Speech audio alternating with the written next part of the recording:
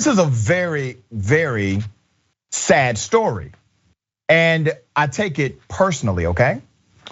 Howard University, an HBCU, historically black college and university. Howard students are rising up. Why? Because of conditions that they say have gone unchecked. So a group of Howard students took over a campus building in an effort to make their voices heard when their voices were not heard anywhere else.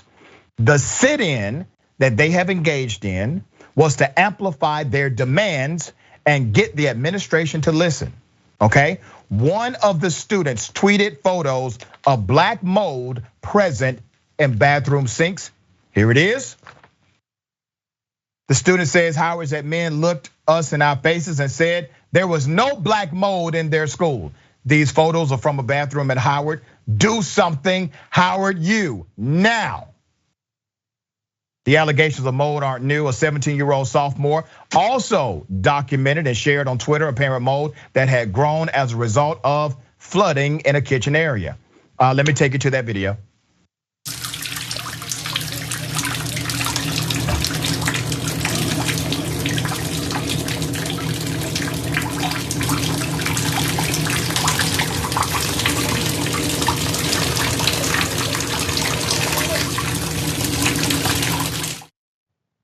This student told a local news outlet that she recorded the video September 23rd, okay?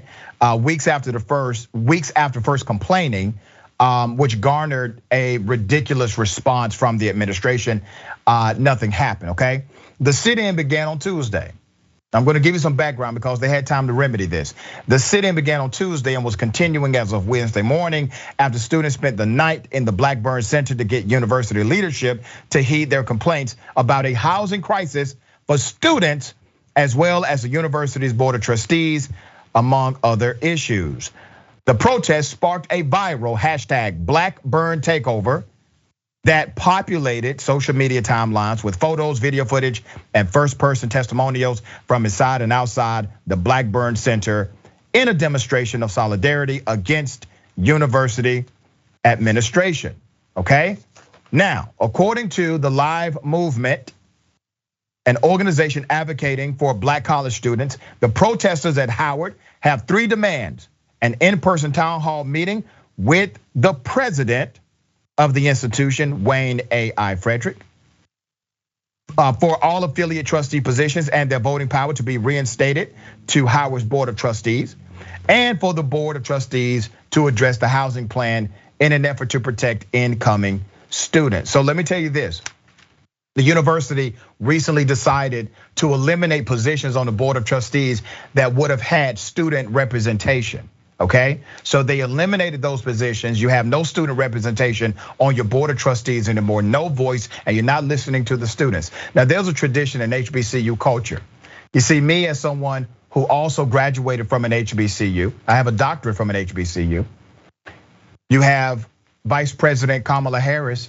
She has a whole degree from Howard University, this particular HBCU. There's a tradition in our community that says we're not supposed to talk about HBCUs. Okay, I'm a professor. I'm a proud member of the American Association of University Professors. But I'm not standing with the university on this one. You better take care of those children. You better take care of those young scholars. Now, I'm doing this show, this story, this segment as a warning to the administration. If I have to take it to the next level, I will. But we will not tolerate this on our campuses. This will not happen. Those young scholars that pay that money, that earn those scholarships, and that show up every day for class to have an academic and social education, they deserve better than what you're giving them. Trey, the students are rising up, but they tried to work through the administrative channels first. You stand with them?